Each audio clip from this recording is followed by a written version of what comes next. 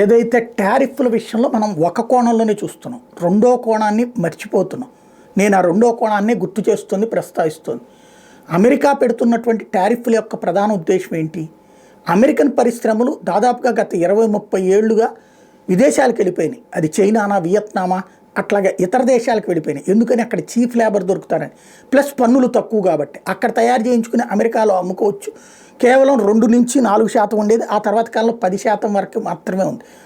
అందుకని చెప్పి అక్కడ పెట్టుకుంటారు. అదే పనికి సంబంధించినటువంటి కాస్ట్ అయితే అమెరికాలో 100 రూపాయలు అయ్యేది, ఆ దేశాల్లో 30-40 రూపాయలు అవుతుంది. కాబట్టి అక్కడ పెట్టుకున్నట్టు. దీంతో ఇండస్ట్రీస్ అన్నీ వెళ్ళిపోయినాయి. ఇప్పుడు అక్కడ పనులు దొరుకుతున్నది ఏంటి అంటే, ఇట్లా ఇతర దేశాల్లో తయారైన సరుకులు తీసుకొచ్చి అక్కడ అమ్ముకోవడాలు, ఇంపోర్ట్ చేసుకునేవి, వాటి స్టోరేజులు, వాటితో అక్కడ చేసుకునేటటువంటి వ్యాపారాలు తప్పించి అసలు మ్యానుఫ్యాక్చరింగ్ సెక్టార్ పోయింది.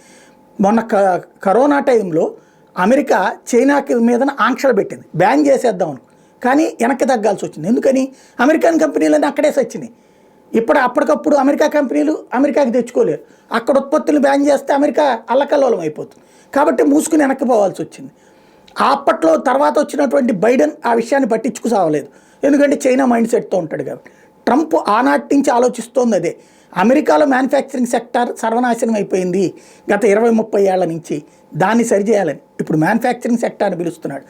అక్కడ మ్యానుఫ్యాక్చరింగ్ సెక్టార్ వస్తే మన దేశం లాంటి వాళ్ళకి కూడా బెనిఫిట్. ఇప్పుడు ఫర్ ఎగ్జాంపుల్ ఇజ్రాయెల్లో భవన నిర్మాణ కార్మికులు దొరకకపోతే మనోళ్ళని పట్టుకుపోయారు. జపాన్లో ఇప్పుడు అక్కడ ఉన్నటువంటి కార్మికులు దొరకకపోతే మనోళ్ళని పట్టుకుపోయారు.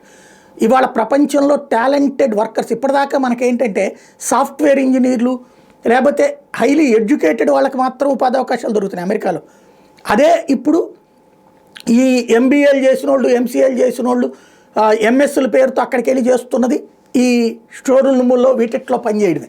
అదే కనుక ఇప్పుడైతే కనుక 10th క్లాస్ చదివినోడు, 10th క్లాస్ లోపల ఏ పాలిటెక్నిక్, ఐటీఐ చేసినోడు కూడా ఉద్యోగాలు వస్తాయి అమెరికాలో కంపెనీలు పెడితే కనుక, ఇండస్ట్రీస్ పెడితే కనుక. ఎందుకంటే వాళ్ళ దేశంలో అంత సబ్జెక్ట్ ఉన్నటువంటి వాళ్ళు లేరు, వాటి మీద అవగాహన ఉన్నటువంటి వాళ్ళు లేరు. ఒక ఇండస్ట్రీ పెడితే దాంట్లో ఫిట్టర్ దగ్గర నుంచి ఎలక్ట్రిసిటీ దగ్గర నుంచి బోల్డని పనులు ఉంటాయి కదా. అక్కడ కార్పొరేట్ కంపెనీలు వాటికి ఆ పనులు చేస్తాయి, వాళ్ళకి స్టాఫ్ కొరత ఉంటుంది. అప్పుడు ఖచ్చితంగా మన వాళ్ళకే ఎక్కువ వెసులుబాటు ఉంటుంది. చైనా వాళ్ళకంటే మన వాళ్ళకే ఎక్కువ ప్రయత్నిస్తారు. ఎందుకంటే చైనా వాడికి లాంగ్వేజ్ ప్రాబ్లం ఉంది, మనకి లాంగ్వేజ్ ప్రాబ్లం ఉండదు. మన వాళ్ళకి నేర్పుతారు, అవసరమైతే ఇంగ్లీష్ తొందరగా అబ్జర్వ్ చేసుకోగలరు, వాళ్ళకి ఆ సమస్య ఉంటుంది. కాబట్టి మనకి మంచి చాయిస్ ఉంటుంది. కాకపోతే కంపెనీల వాళ్ళందరూ ఎగబడి రాగలుగుతారా లేదా అన్నదే సందేహం. అమెరికా అంత స్ట్రిక్ట్గా పని చేయగలుగుతుందా అనేది కూడా సందేహమే.